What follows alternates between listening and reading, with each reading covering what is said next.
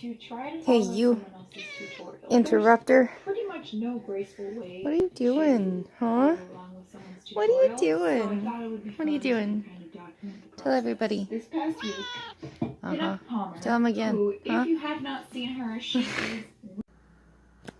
Same day, different shirt. Got a little cold around here. I have been a complete idiot. I have been hand sewing all of this with my tapestry needle, which has a blunt tip, and that was to save myself the struggle of poking through. What I forgot is that when I'm working with a thimble, like so, I don't have to worry about my fingertips catching on a needle, so I can use a much sharper, narrower needle and just weave through the threads. I have avoided a lot of hand sewing for a very long time. I really hate it. I have carpal tunnel. It takes so long. Machines are so fast, so efficient. But when you get right down to it, sometimes you need the basics. And you know what? I think I'm gonna have to make sure I go over my basics very soon. Again. And I just recently read the book. Well, one of the books. There's lots. Anyway, I'm gonna finish hand sewing this hem. I have nearly completed the coat. I have the sleeves and the buttons and the buttonholes left to do, and then we're done. And I will show pretty pictures later. See you later! And for right now, my sleeves are pinned up, but I wanted to show you at least a little bit of almost everything is done. I can't wait to finish this. I can't wait to put my buttons on. I can't wait for the buttonholes to be finished and the sleeves. And really, I just can't wait to wear this coat. Like, I'm so happy. All right. Ignore my phone trying to focus in and out, but we will be back and I will be very happy. All right. Hi. New day, new shirt, and we are finally on buttons and buttonholes. Now, I've never hand sewn buttonholes well in my life. I have always made them really messy. Even on my sewing machine, it always gets bad. And I have recently learned how to do a proper buttonhole stitch. So, wish me luck, but I don't have the right needle and I can't go anywhere right now. I have a cold and I'm still waiting for my tests results and I can't go anywhere, so I'm stuck in the house. So I'm going to experiment and see if maybe one of my sewing kits around this house has a better needle, because a yarn needle is way too long. And I'll show you. This is a sharp yarn needle, okay? And now look at the size of my glasses. Here you go. Okay. That goes almost to my ear, people. It's huge. Huge. Okay. And then the normal one that I usually use is this little dull needle. And you can see it's tiny. Yeah, it's tiny. And yeah, it's great, but the problem is it's blunt tipped. And that's because I stab my fingers a lot. And then I tried to look for the little short one, and he's little bitty teeny tiny cuteness. Look at that. He's so tiny. And it's great and fine and sharp, but the eyelet's too small. So I have to find a needle that's the size of my regular blunt tip needle, but with a sharp needle edge. One can hope that I have one somewhere in this house. Wish me luck. If you seek it, you shall find it. I found them. These ones are called Cruella embroidery needles, I guess. There you go. I got them at Fabricland. Not terribly expensive, and I'm really glad I did. No idea when I picked these up, but go me! So, I'm gonna get back to my buttonholes, and I'll see you later. Alright, so see how my threads... well, nope, and no, I apologize. I apologize for how incredibly fuzzy this is, but you see how these stitches on the right here are really lumpy and kind of like wiggly?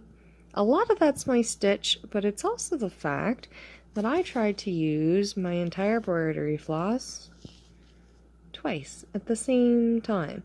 So this is, I think, 10 ply embroidery floss. Might be 6. Hold on, I'll count the little ends here. 1, 2, 3, 4, 5, 6, 7. Okay, so it's 7 ply. And I'm just counting the little actual threads here. If you look at embroidery floss, it's made up of a whole bunch of threads. And they're just twisted together loosely. Well, I'm using 7 ply, and for some reason I doubled that up, thinking I would somehow be able to make this stitch.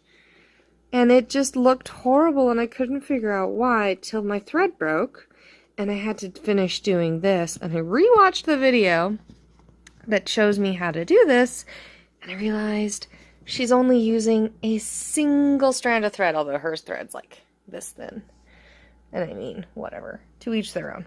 So I was like, okay, well, I mean, this buttonhole is going to be a mess anyway. Let's try it.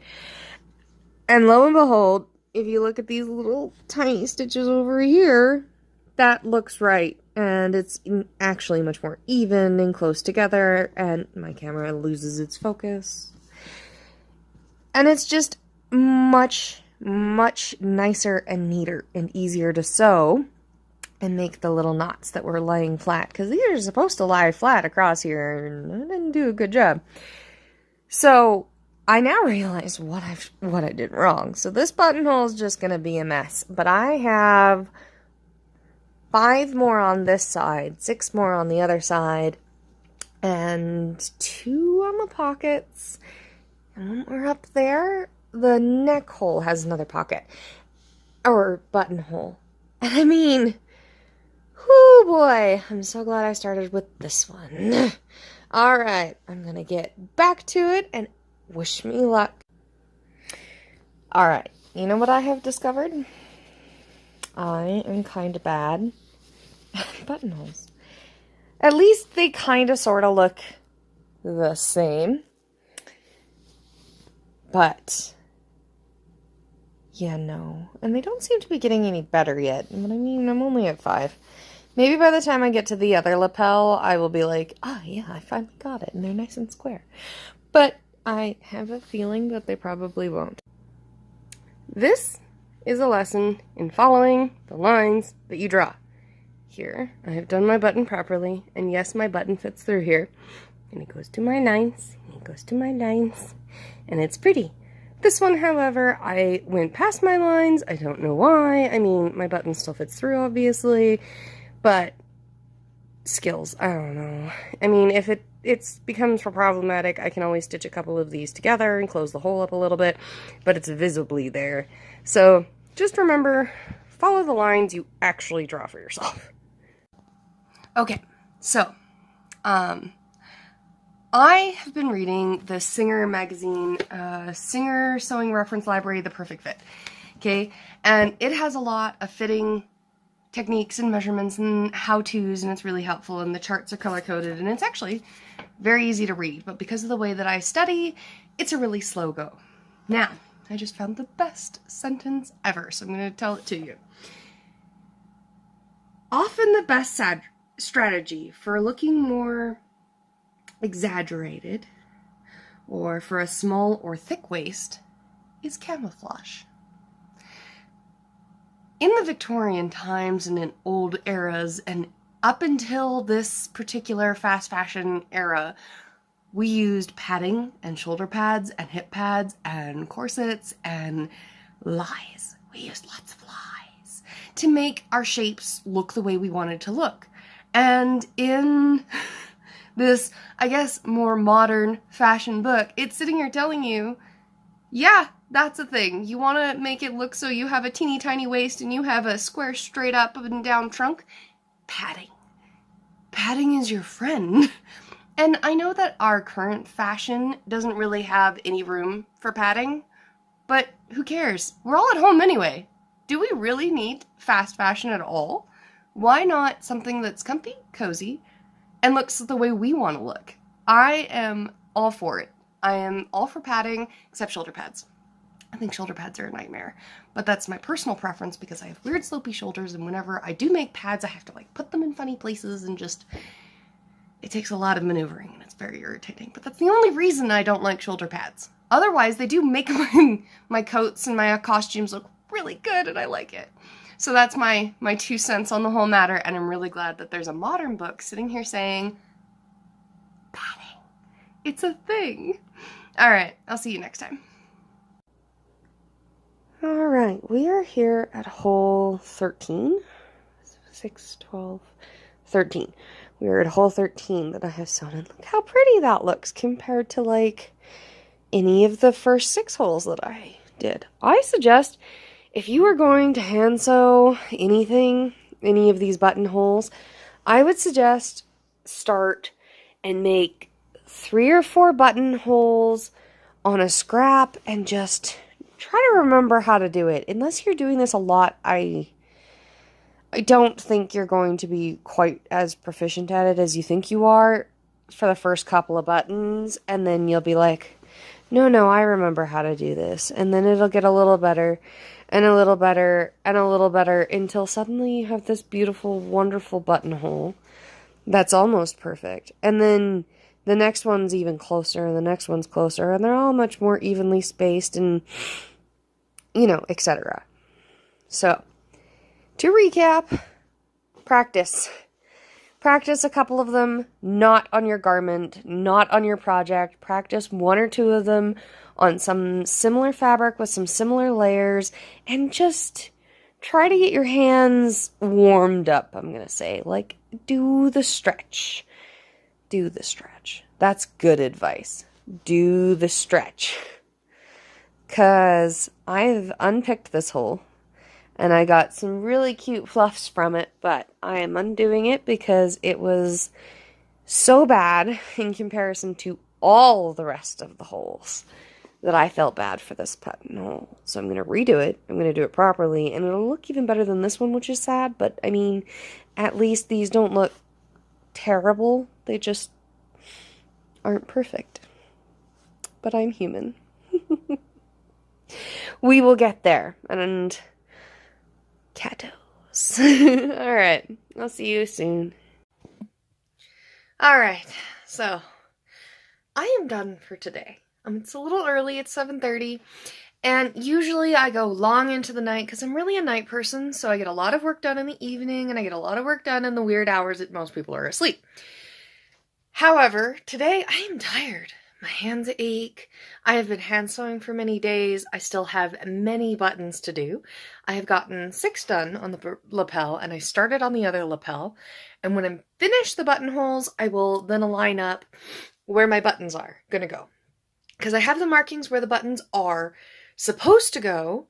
However, I'm gonna wait until I finish the coat, finish the buttonholes, and then I'm gonna line them up and mark where my buttonholes meet up on the correct part of my coat, which may be different, little bits and little bits, than from what they actually marked out, because my buttonholes might have wiggled, my coat may be sitting slightly different because of how it adjusts around my chest, that kind of thing.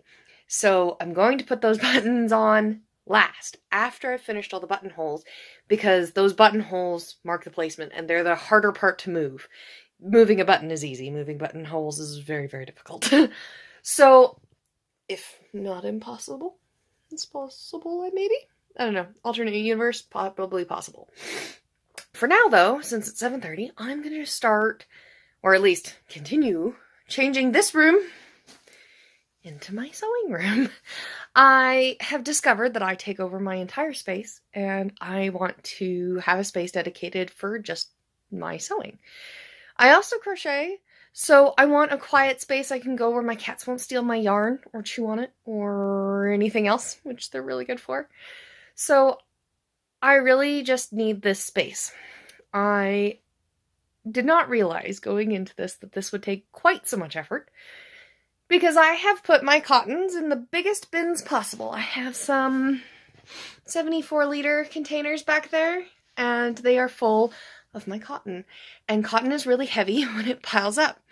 So I am now switching them so that they are in bolts or on cardboard pieces, like... Where's my bin? This one. Sorry. So like this bin, I'm gonna start putting them on boards so that they are not so in the way and they can stack in my closet. So I've kind of started over there, and what I'm gonna do is finish with my cottons and stack them in the closet because cotton stacks better than anything else. Knits move, chiffons are evil, silks are nasty, not to look at, just really hard to fold and put in places. And I'm not going to tell you about Chinese brocade. That stuff just slithers. It's terrible. So, I mean, some of it'll get left in the bins, and I'm going to move some chiffons and I'm going to move some fleeces into the big bins because right now they're excessively heavy and nobody needs that. So this is what I'm going to do instead.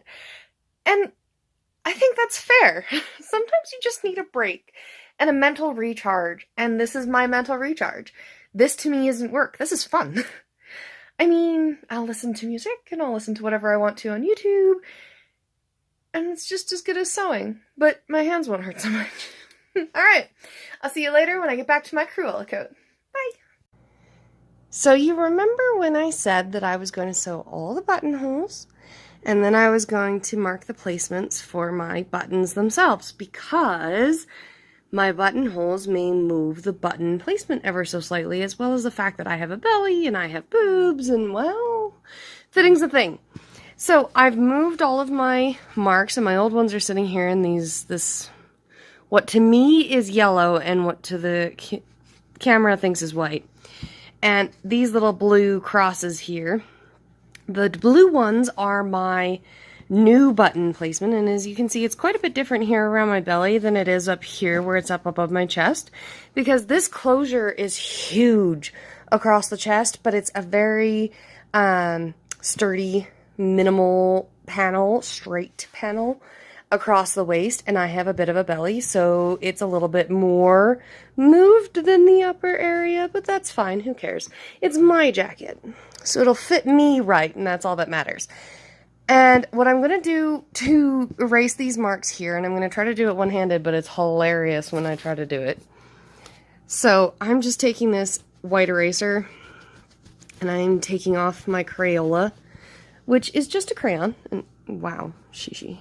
You really need to aim.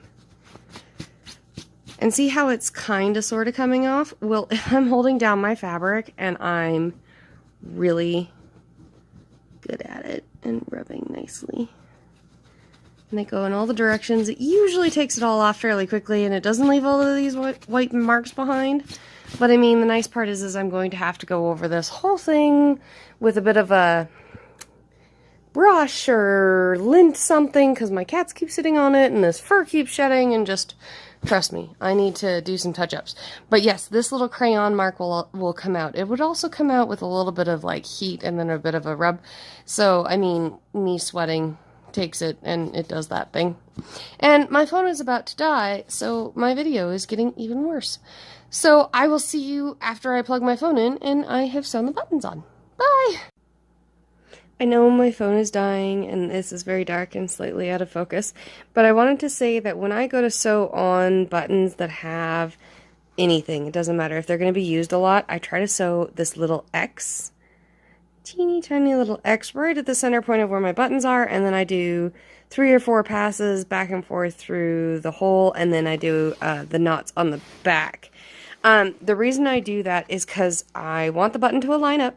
I want my button to not pop off if one of these strands becomes weak, because I don't want it to break while I'm using the button and it come completely off. With this little X stitch, it kind of anchors my stitches, and then when they loop through, they don't get nearly as much tension on the fabric itself. They get a lot more tension on just those threads, and those threads hold my button on for longer, and they don't tear up my fabric. So when I do end up losing a button, it's just because the thread gives out, not because my fabric patch wears out. And that is my trick for keeping buttons whole. All right, out of focus, bad, I'm sorry.